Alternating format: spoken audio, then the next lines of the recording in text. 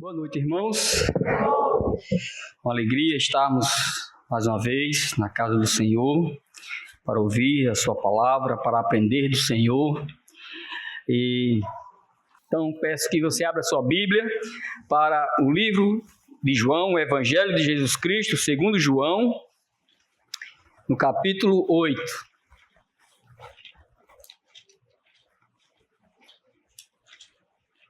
João, capítulo 8, faremos a leitura do verso 1 e 2, e aí nós iremos orar.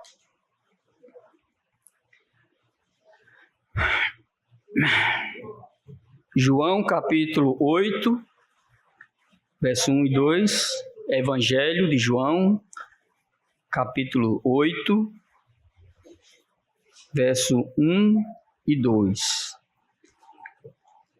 Jesus, entretanto, foi para o Monte das Oliveiras. De madrugada voltou novamente para o templo, e todo o povo ia ter com ele, e assentado os ensinava. Vamos orar.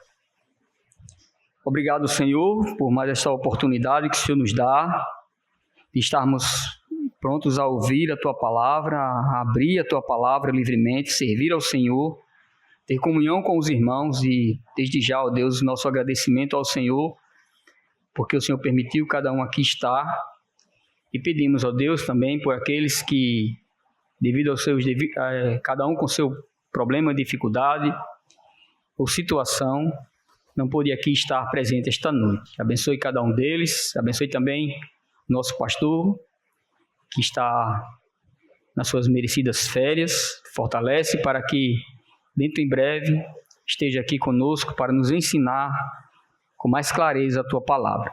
É o que te pedimos, em nome de Cristo Jesus. Amém. Muito bem, irmãos, nós vamos hoje, à luz do texto de João, Evangelho de João, capítulo 8, observando esse texto, nós pretendemos dispor aos irmãos o seguinte tema: a graça divina presente no tribunal humano. A graça de Deus, a graça divina, ela presente num tribunal montado pelos homens. E o texto é esse de João, capítulo 8, e ele vai até o verso 11. Já adiantando para os irmãos, é o texto onde os fariseus trazem, e os escribas trazem, à presença de Jesus uma mulher que é pega em flagrante adultério. Aqui, nesse momento, quando nós lemos que Jesus foi para o Monte das Oliveiras, de madrugada voltou novamente para o templo, e agora ele, assentado junto com todo o povo, ele começa a ministrar, a ensinar ao povo. Essa época aqui está acontecendo em Israel uma das festas mais importantes da época para eles, que era a festa dos tabernáculos. E aqui é o último dia dessa festa. E essa festa dos tabernáculos é uma festa que tem muita importância para o judeu, porque eles relembram durante esses 7 dias, durante essa semana inteira, eles relembram o que o Senhor fez por eles, enquanto eles peregrinavam no deserto. O quanto Deus foi providencial para com eles, sustentando eles enquanto no deserto estavam. E aqui, durante essa semana, eles ficam em barracas, eles ficam acampados, e ali ficam tendo os seus cultos e lembrando daquilo que o Senhor havia feito por eles na época da peregrinação, nos 40 anos no deserto, enquanto Moisés os guiava. Nós sabemos que, à luz dessa carta, que João ele começa a mostrar Jesus em 2 momentos maiores, que é Jesus nos seus discursos públicos,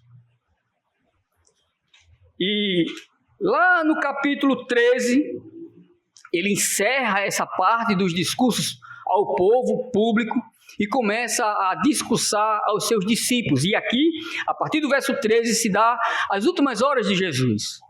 Mas ele reserva todo esse tempo para tratar e para ter um tempo junto e intenso com os seus discípulos. Mas aqui, no verso 8, no capítulo 8, Jesus está nos seus discursos públicos ainda.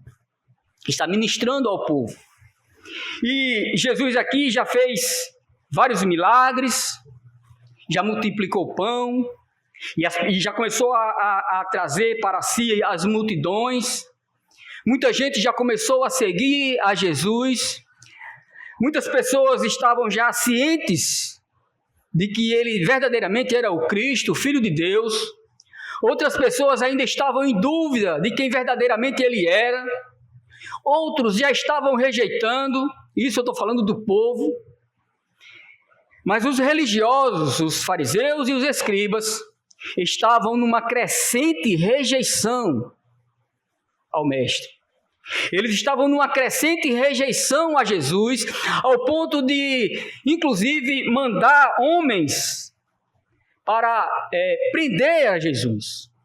Voltando um pouco no capítulo 7, depois que Jesus começa a discursar e dizer que ele era o pão da vida, lá no capítulo 6, finalzinho do capítulo 6, Jesus dizendo que era o pão da vida, e as pessoas ficaram sem entender. Muitos deles disseram, esse discurso é pesado, é demais. E aí, por conta disso, muitas pessoas deixaram de seguir ele, e ele se volta para os discípulos e diz, e vocês, vão seguir o povo também? É quando João, Pedro, se levanta e diz, Senhor, para onde iremos? Só tu tens a palavra da verdade. Então Jesus ele está aqui se mostrando para o povo quem verdadeiramente ele é, e como eu falei, algumas pessoas já estão começando a entender e a seguir ele como mestre, como salvador. Mas aqui no verso 30, a partir do verso 30 do capítulo 7, volte um pouco, você vai ver que as reações dos fariseus e dos escribas, dos doutores da lei.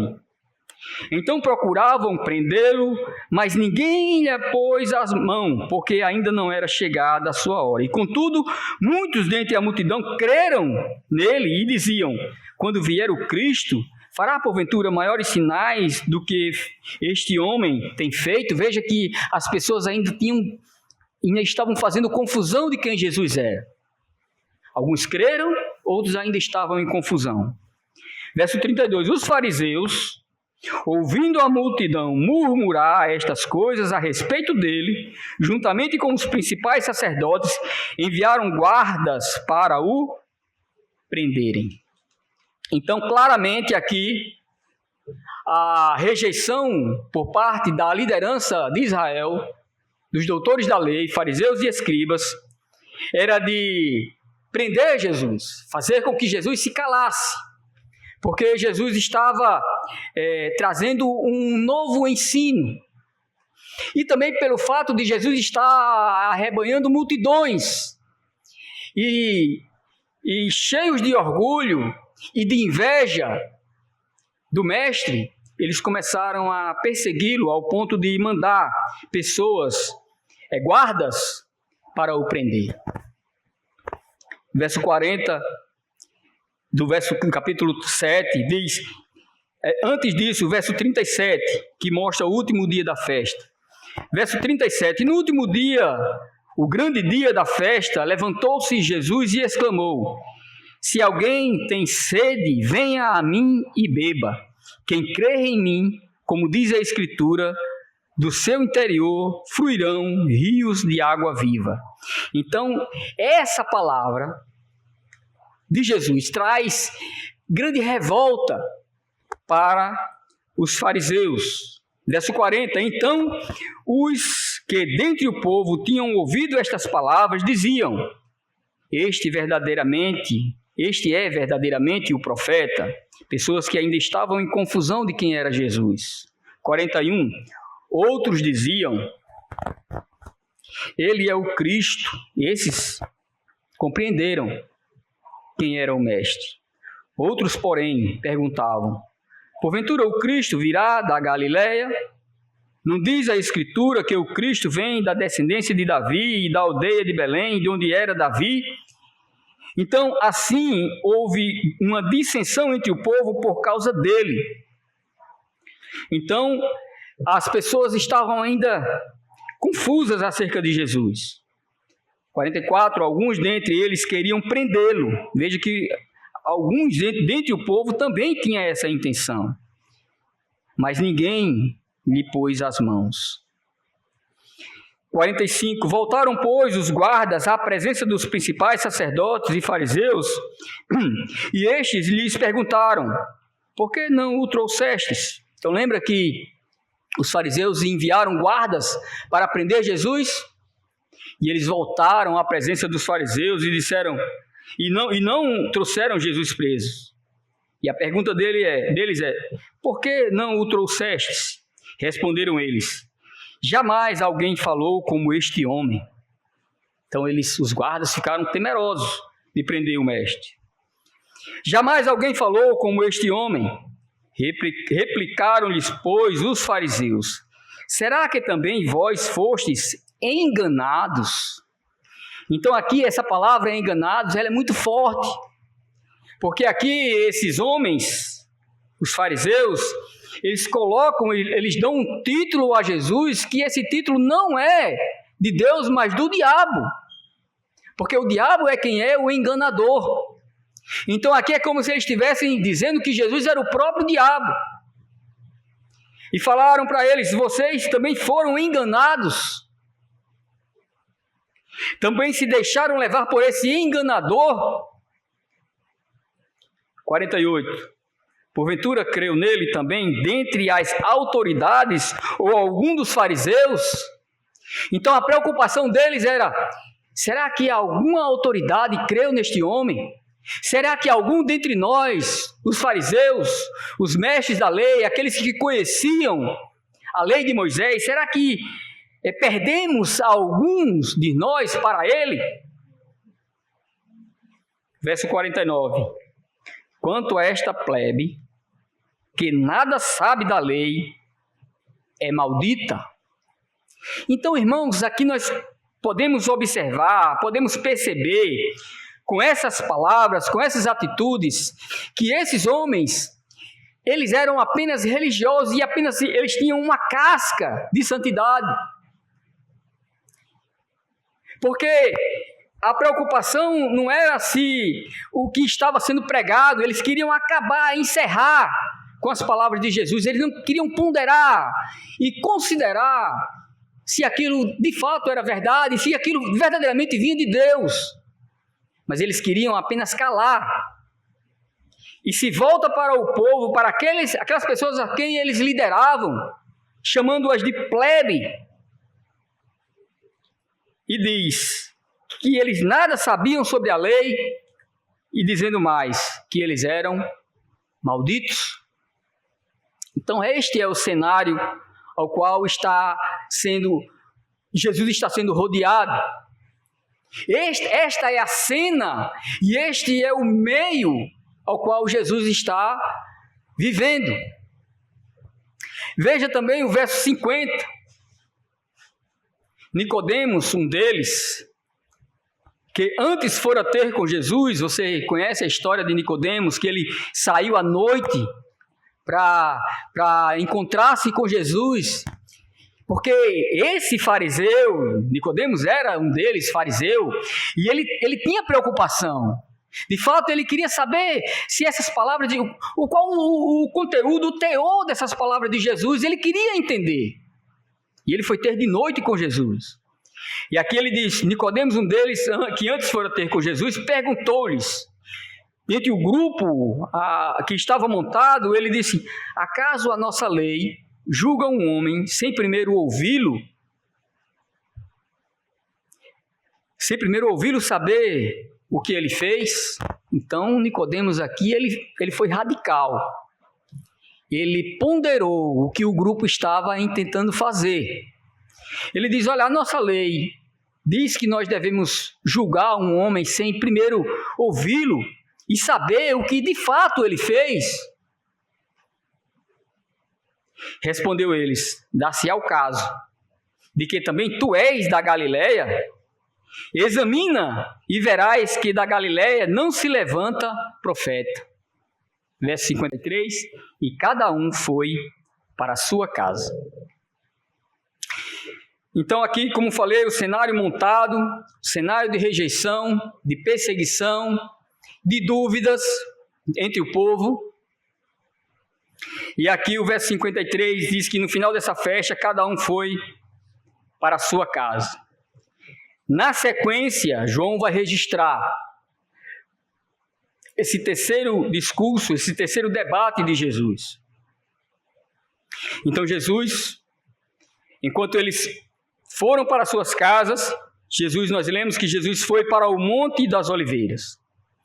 Jesus tinha esse hábito, esse costume, essa prática de sempre que se deparava com uma questão difícil, uma questão complicada, ele recorria a quem havia lhe enviado, recorria a quem poderia resolver o problema. Veja que Jesus, mesmo sendo Deus, mesmo tendo todo o poder, ele recorria à autoridade do Pai que havia lhe enviado. E ele vai para o Monte das Oliveiras, e nós já sabemos à luz de outros textos que sempre que Jesus ia para lá, ele ia para orar diante de uma dificuldade, diante de uma situação difícil. Mas veja que o verso 2 vai nos informar que de madrugada ele volta. À noite ele vai, mas naquela madrugada ele voltou novamente para o templo. E veja que o povo estava acordado, porque todo o povo ia ter com ele, assentado os ensinava. Volta esse povo para o templo e estão ali prontos para ouvir o que Jesus tem para dizer. É certo que muitos ainda não haviam crido nele, mas estavam sedentos do que ele tinha para falar. Estavam atentos para o que Jesus tinha para dizer, para ensinar, para mostrar, porque ele tinha autoridade no falar.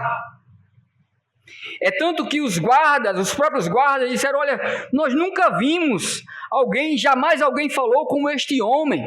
Aqueles que saíram para prendê-lo vieram com essa declaração. E aqui está o povo assentado e Jesus está ensinando a cada um deles. Agora veja que os escribas e os fariseus, no verso 3, trouxeram à sua presença, uma mulher surpreendida em adultério, e fazendo-a ficar de pé no meio de todos, disseram a Jesus: Mestre, esta mulher foi apanhada em flagrante adultério. Agora, esses homens que chamaram Jesus implicitamente de diabo, porque disseram que ele era o enganador, estava enganando o povo, e esse título é do diabo.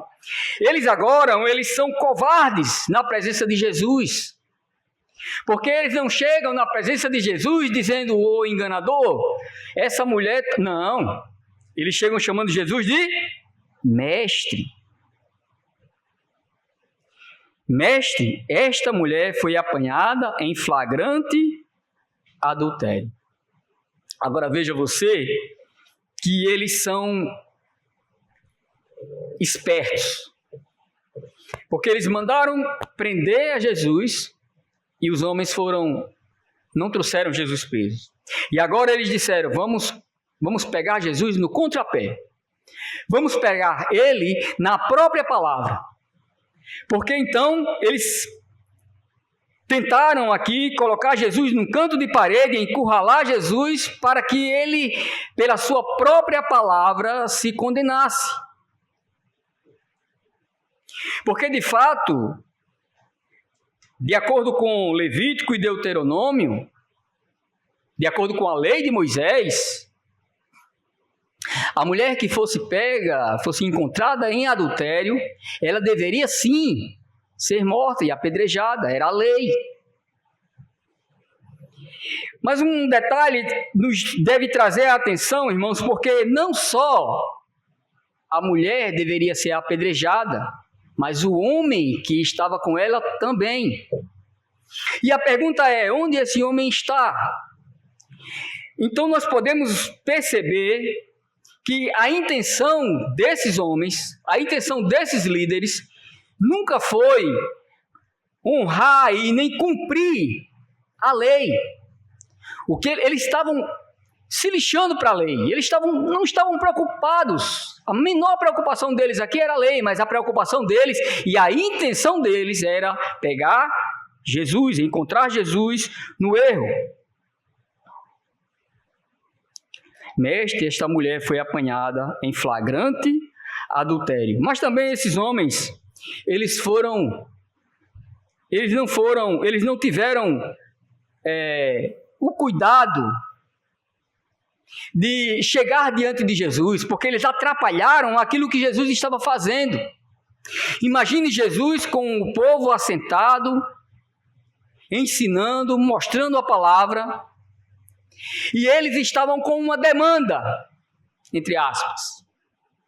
E eles poderiam muito bem esperar Jesus terminar de discursar, terminar de ensinar, chamar Jesus no canto e levar essa demanda para o Senhor. Mas eles fizeram o quê? Eles pegaram essa mulher e colocaram ela em frente, de pé, no meio de todos. Olha aqui, verso 3. Fazendo-a ficar de pé no meio de todos. Então a intenção era espetacularizar a coisa. Era fazer um espetáculo, era chamar a atenção e mostrar, inclusive para as pessoas, diante de todos, o erro que Jesus estava prestes a cometer. Esta mulher foi apanhada em flagrante adultério. Continua eles: e na lei nos mandou Moisés que tais mulheres sejam apedrejadas. Então eles estavam aqui respaldados pela lei. Eles estavam amparados pela lei, entre aspas, porque aqui faltou a outra pessoa do adultério. Agora a pergunta que eles fazem a Jesus: tu, porém, tu, pois, o que dizes? Isto diziam eles, tentando para terem de que o acusar. Então, o próprio texto, muito claramente, vai mostrar que eles estavam aqui tentando acusar Jesus, estavam tentando encontrar Jesus no erro, estavam querendo pegar Jesus no contrapé. E Jesus aqui, aos nossos olhos e aos olhos deles agora, está numa situação difícil. Não há nada difícil para o Senhor, mas aos nossos olhos é uma questão difícil, complicada. Porque se ele dissesse, de fato, ela foi encontrada em adultério e a lei diz que deve apedrejar, pode apedrejar, morte para ela. Ele estava indo contra os seus próprios princípios e que ele veio para salvar.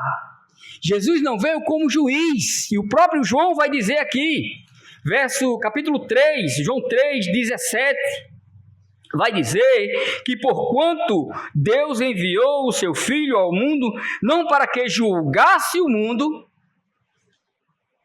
mas para que o mundo fosse salvo por ele.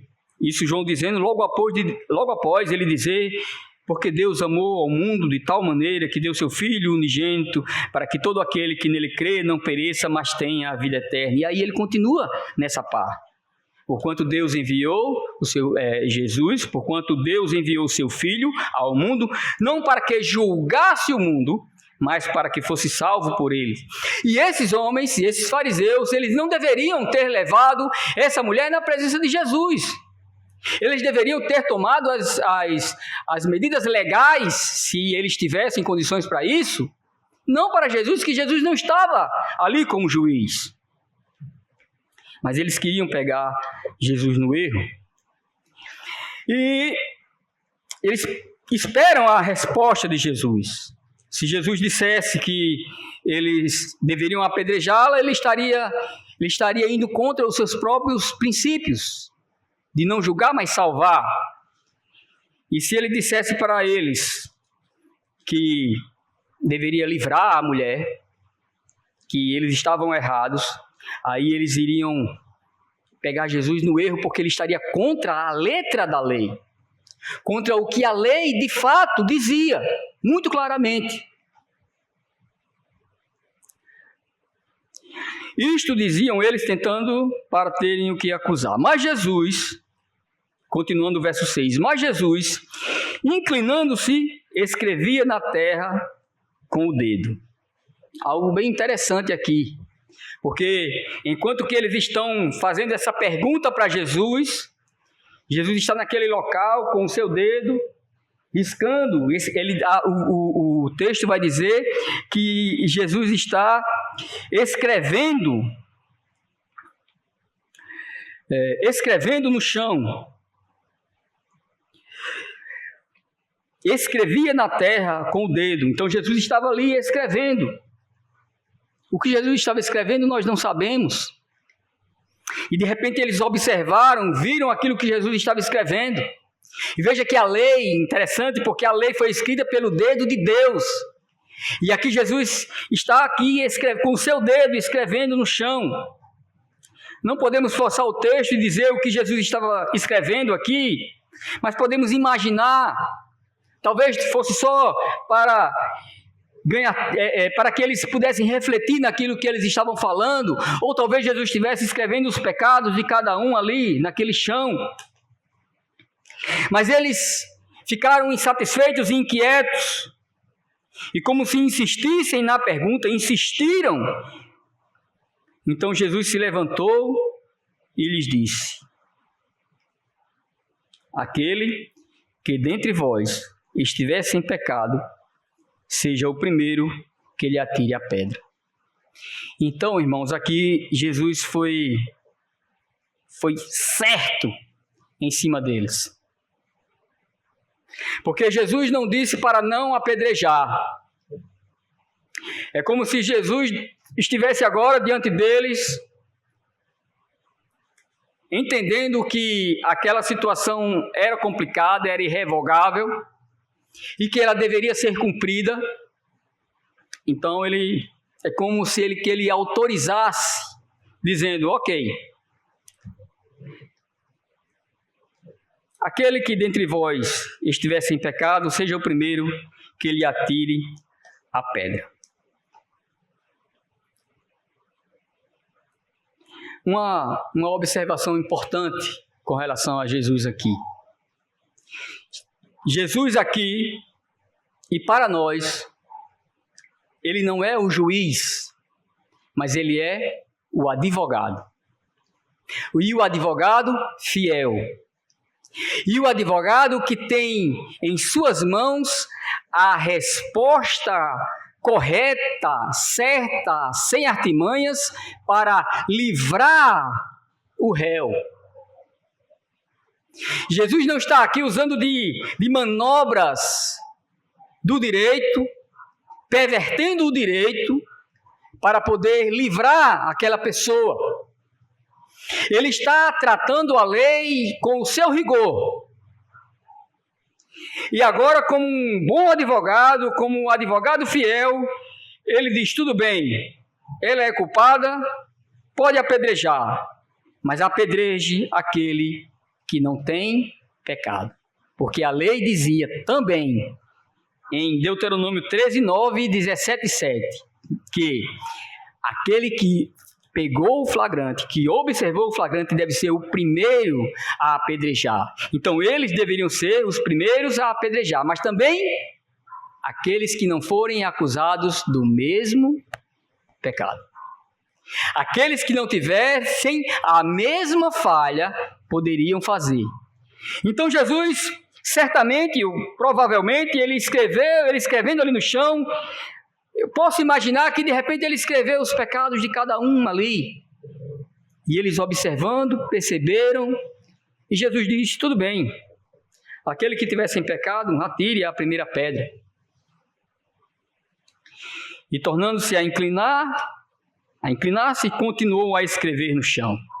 Volta-se Jesus para o chão, como se bem tranquilamente, bem calmamente, e começa a escrever, esperando que a execução começasse.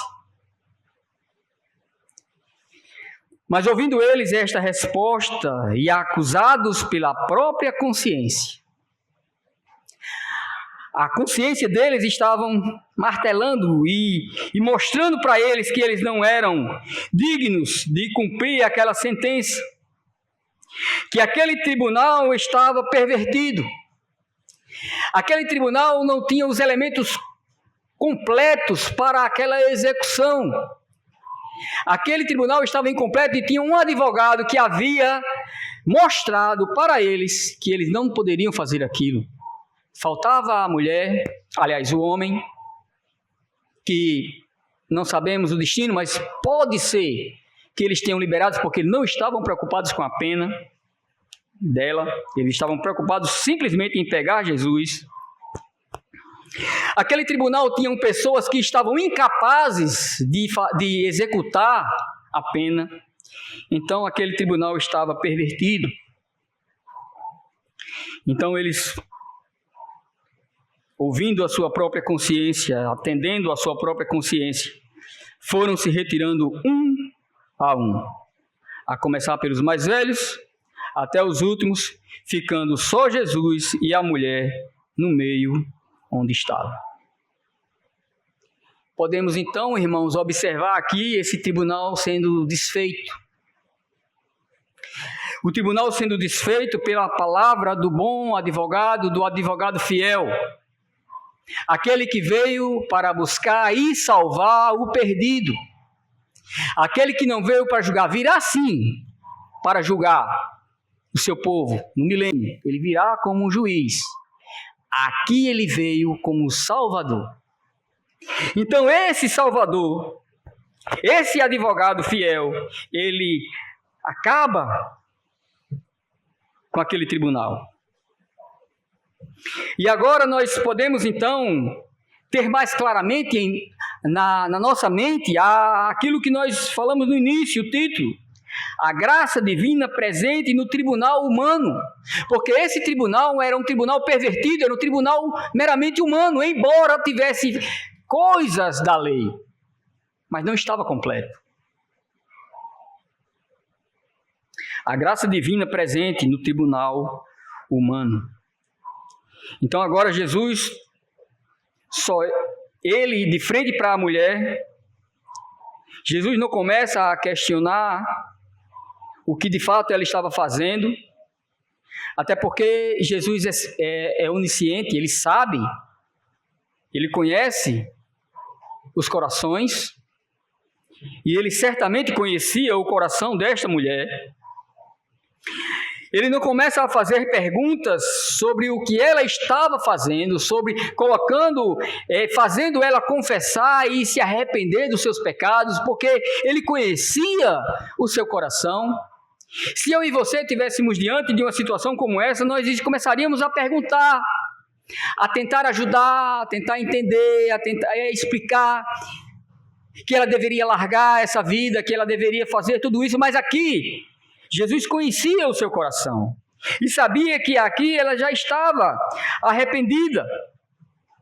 Erguendo-se Jesus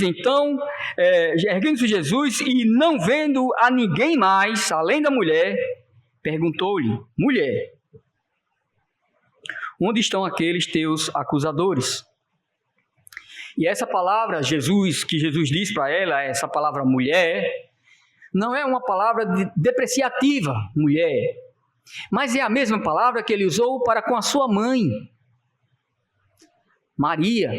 É uma palavra de respeito, senhora. Então, com todo o respeito, Jesus se dirige a ela, diz: mulher, onde estão aqueles teus acusadores? Ninguém te condenou? Então, irmão, Jesus é aquele que conhece os corações, é aquele que vem para resgatar aquele que está no pior pecado, aquele que cometeu as piores atrocidades. Jesus é aquele que vem para resgatar. Ele é poderoso para isso. Nós ouvimos quinta-feira aqui uma belíssima pregação do nosso irmão Leandro. Tanto a pregação como o seu próprio testemunho de vida. de alguém que tinha todos os pecados que você pode imaginar, mas que foi salvo, alcançado pela graça divina, por Jesus. Então, essa mulher, de fato, ela estava levando uma vida pervertida, uma vida de pecados. Mas Jesus está aqui para resolver esse problema, para dar um basta nessa questão. Conhecendo o coração dela, ele faz essas perguntas: onde estão os teus acusadores? Ninguém te condenou? E aqui as únicas palavras dessa mulher. Respondeu ela: ninguém, Senhor. Foi só o que ela disse. Ninguém, Senhor. Então lhe disse Jesus: nem eu tampouco te condeno. Jesus diz: olha, eles não te condenaram, eu também não te condeno. Vai, e o mais importante, não peques mais. Então Jesus dá essa palavra para ela, conhecendo o seu coração, entendendo que a salvação havia chegado para ela, e diz: olha, vai e não peques mais. Agora, irmãos, a pergunta que não pode ser desfeita é que aqui ainda estava em voga a lei. E o tribunal, era um tribunal pervertido.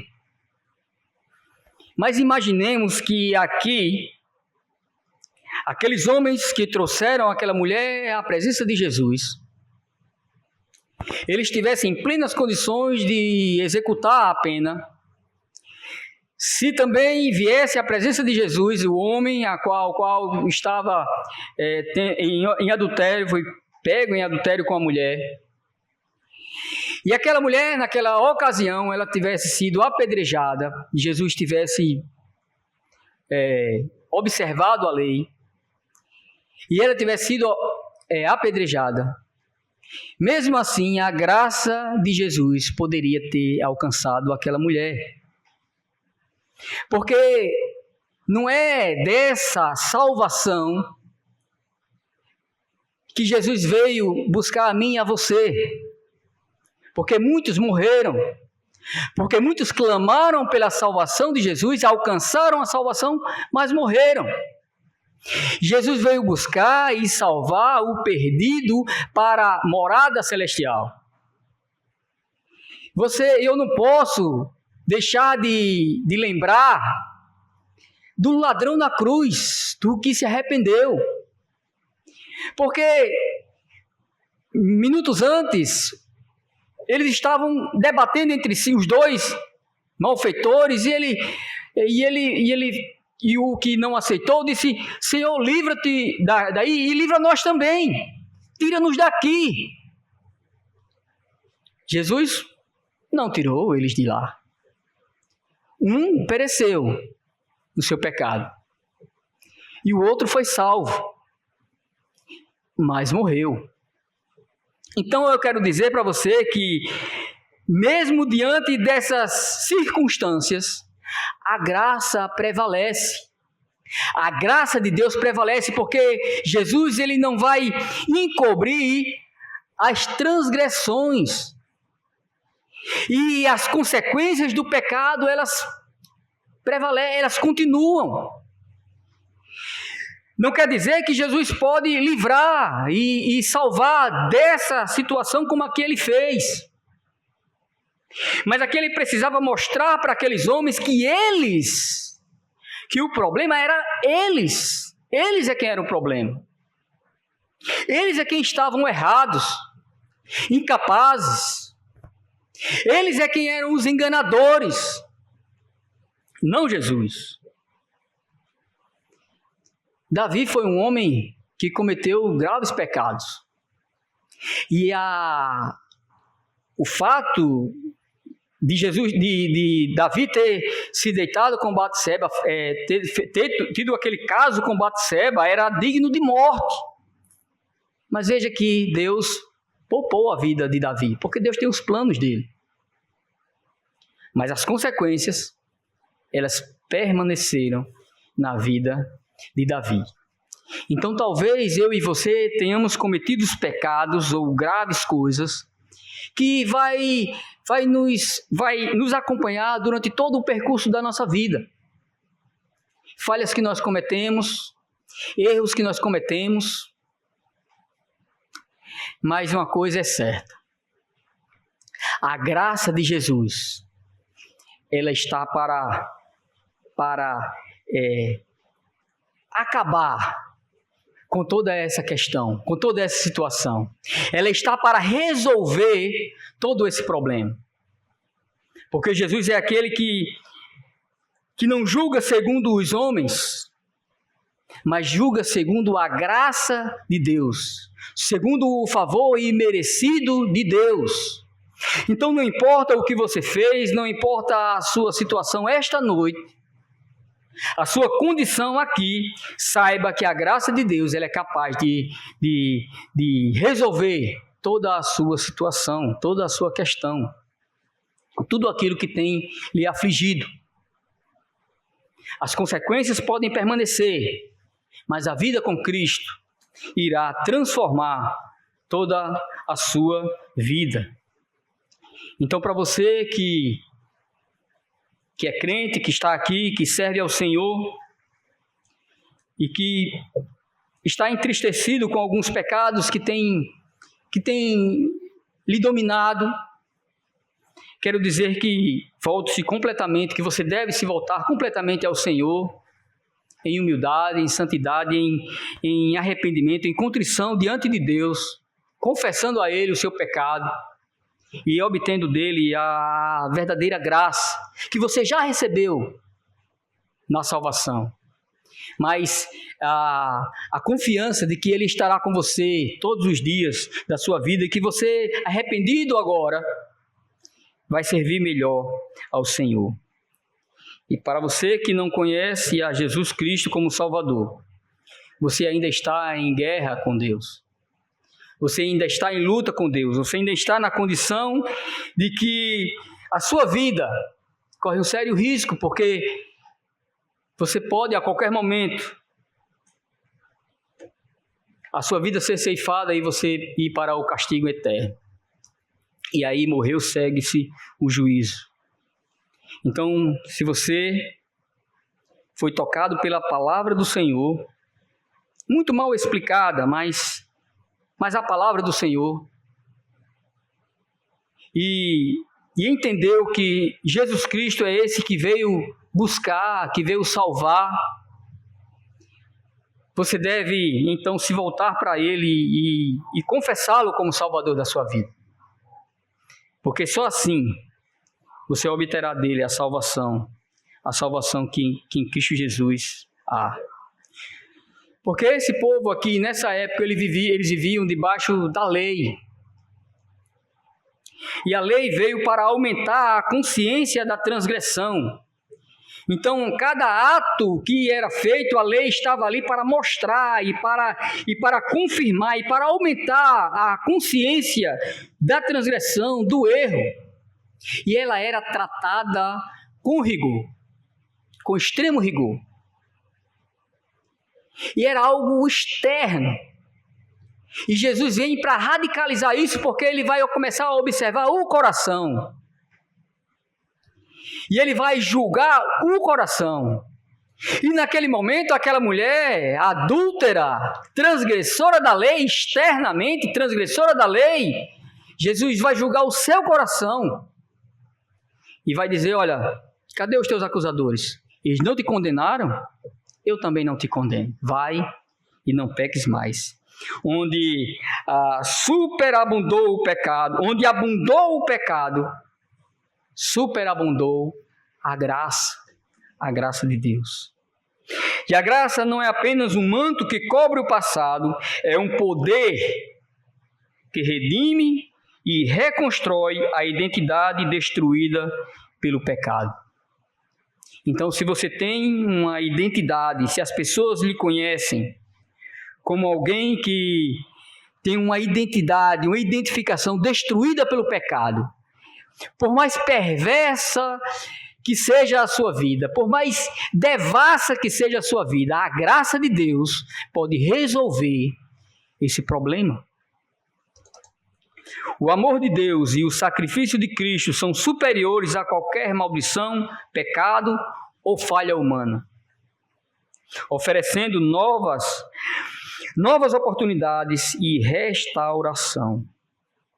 É o que Jesus oferece. Novas oportunidades e restauração. Aquela mulher, ela teve nessa noite a perspectiva de novas oportunidades em sua vida. A sua vida agora se abriu para novas oportunidades, não para uma vida mais de pecado, de adultério ou de qualquer outro pecado, mas uma vida de restauração em Cristo Jesus. Mas também ela traz transformação. A graça transforma o pecador em testemunho para a glória do Senhor. Irmãos, se você não veio quinta-feira, você perdeu um grande testemunho da graça de Deus transformando a vida de um homem. A graça de Deus que fez uma reviravolta na vida de alguém que para a sua família e para a sociedade era, nas palavras dele, um caso perdido. E hoje, transformado, está dando testemunho para o Senhor. Isso é maravilhoso. Isso é a graça de Deus. Então hoje você que aqui está, que ainda não foi transformado por essa graça, e talvez você também nem tenha esses pecados todos aparentes, escandalosos, mas você carece do principal, a salvação que só tem em Jesus. Se não for por Ele, é impossível o homem chegar diante de Deus. Vamos orar. Obrigado, Senhor. Obrigado, Senhor, por Tua palavra. Mesmo com todas as limitações e dificuldades, pregada ao Teu povo esta noite. Nos ajude, cada um de nós, a vivermos uma vida transformada diante do Senhor. Que essa graça que nos alcançou, essa maravilhosa graça que nos alcançou, ela nos fortaleça a cada dia a viver uma vida agradável diante de Ti. Oh Deus, como somos gratos ao Senhor por isso. Pedimos ao Senhor que o Senhor nos ajude a vivermos assim para a glória do Teu nome. Oramos também pedindo ao Senhor que aqueles que não conhecem a Jesus Cristo, aqueles que ainda estão vivendo neste mundo, ó Deus, sem esperança, estão vivendo ainda nesse mundo como que ovelhas que não têm pastor, dispersos, e eles sabem e eles entendem que eles precisam conhecer ao Senhor, eles precisam entregar sua vida completamente ao advogado fiel, aquele que tem a boa palavra para salvar o pecador. Nós pedimos ao Senhor que esta noite seja a noite, a grande noite, a noite da salvação. E aqui diante da Tua igreja reunida, diante do Teu povo orando, nós perguntamos ao Teu povo esta noite e aos que nos visitam, aqueles que não conhecem a Cristo Jesus, se a palavra do Senhor falou ao seu coração, se você entendeu que só Jesus é capaz de dar a salvação, se essa palavra fez morada em seu coração, se o Espírito Santo incomoda você, se você quiser, você pode dar um sinal agora, dizendo: eu aceito a Cristo, eu entendo que Cristo é o único caminho, é a salvação para a minha vida. Você pode fazer um sinal e nós vamos orar por você.